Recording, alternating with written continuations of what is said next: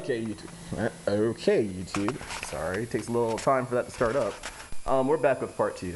What I was really getting at was, a lot of completely forgot where I was at. I should have watched that video before I started another one, right? But I mean, a lot of people are so scared of trying to succeed in life and leave their own legacy. I said that in the last video. That they're not doing. They have to cling on whatever they have to cling to whatever they can, whether it's their father's success, their brother's success, whatever. They have to cling to whatever they can to feel special. And the reality of the situation is, and I hate this to be so bluntly honest, and take such a dark tone to this video, but we're all destined to die and be forgotten anyway. And I hate to say it like that, but let's be honest. I mean, everybody wants to say, oh yeah, well, they'll live forever in your heart. Well, guess what? You're gonna die, okay?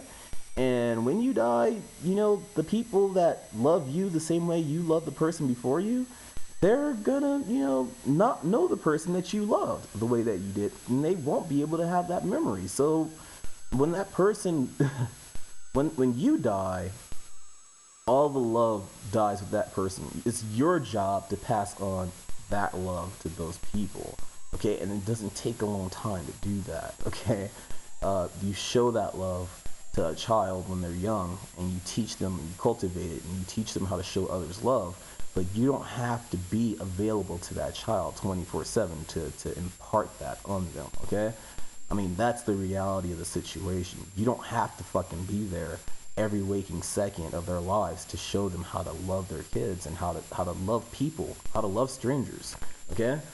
Now, the reason why I say this is because I think that's probably why racism is such a easy way for people to cop out, for people to be lazy, for people to not take responsibility for their own actions, is because it takes a fucking lot to love someone, okay? And the people that you do love, that you'll die for, you'll never let go. But I mean, it's a lot easier to say, I don't know that motherfucker, why should I care? I do it myself, but at the same time, I have a love of humanity, okay? And it's not something that I learned in church. Let me make sure I say that first off and foremost. I didn't learn that in church. I didn't learn how to love my fellow man and show every man that I bump into respect, just because I don't know who he is.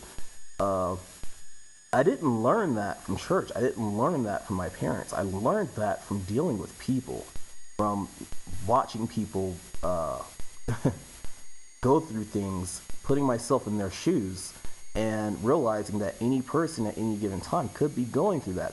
That could be why they're so difficult to understand. This is why, and I'm gonna be really honest with you, YouTube, okay? Just to give you an idea of the type of friends I've made over the years. I've made friends that literally have neo-Nazi family members and are neo-Nazis themselves, okay? And this is ever since ever since 7th grade, I've been having those friends to where, hell yeah, it's uncomfortable, but I mean, it's like, I hate to say this. I really hate to say this. After a while, you realize that they're people just like you, and they have these crazy notions that oh, black people are this, black people are that, and the first thing they'll say to me is, Dan, you're different.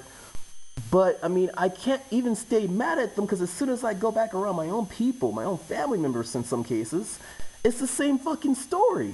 It's the same fucking shit on both sides, and the goal in the end is not to cleanse America of all the colors, or to take the white man down and make it whatever fucking bullshit wonderland fucking the cause is now.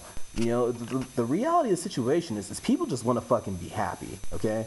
That's the reality of the situation. That's what I've connected with every single race, every single person I've met. The end goal is to be happy, and for some people that's a family, for some people that's financial freedom.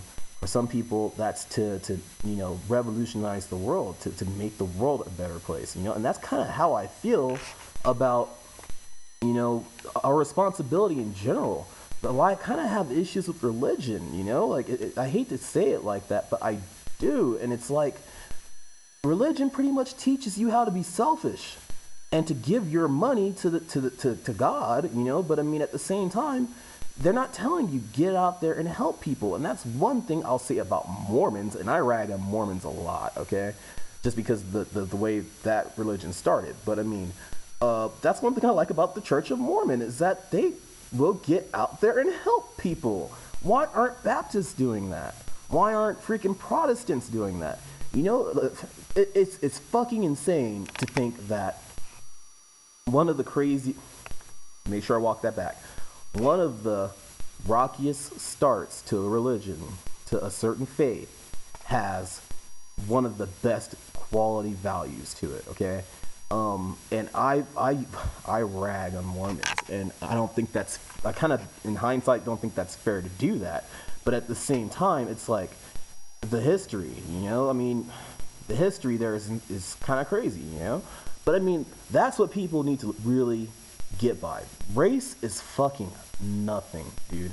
And people are slowly but surely realizing that. And I hate to say it, but whites and blacks are the main ones that are really realizing that. They still act racist as fuck to each other, but they act exactly the same.